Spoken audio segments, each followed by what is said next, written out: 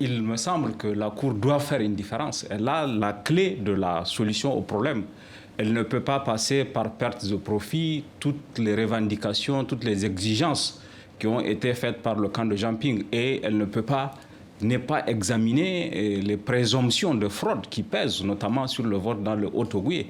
Si la Cour fait, comme elle avait fait en 2009, rejeter comme ça, de façon abrupte, les revendications de l'opposition, il est clair que, comme il a été dit dans le sujet, le pays pourrait s'embraser.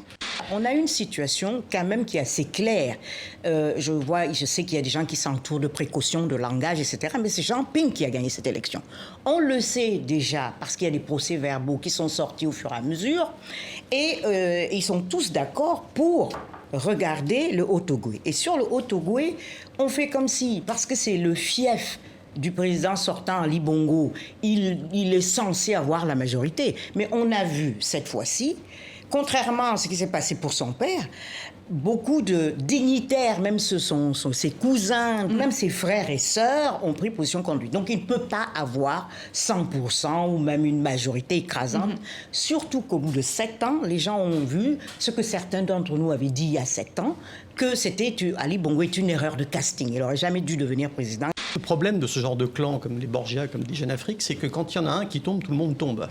Et que face à l'ennemi, en général, dans les clans, et on le voit dans d'autres pays, je pense à la Syrie par exemple, en général, le clan se serre les coudes. Parce que est-ce que Jean Ping acceptera, s'il arrive au pouvoir, de laisser les Bongos anti-Ali se servir comme ils veulent? C'est pas du tout certain. Et on voit que dès qu'il y a de l'argent, dès qu'il y a du pouvoir, etc., les couteaux sont sortis. On n'a jamais tué autant au Gabon. Aucune crise n'a jamais fait autant.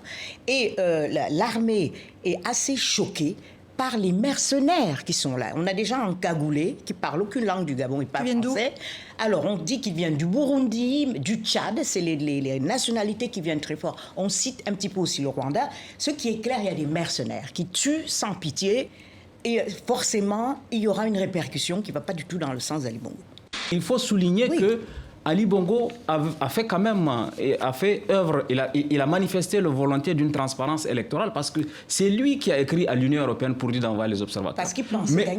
C'est ça, parce qu'il n'avait pas intégré la dynamique de cette unité de l'opposition. Voilà, donc si on résume... Et quand l'unité de l'opposition s'est faite et que les choses ont basculé, il s'est arrêté au milieu du gué. Oui.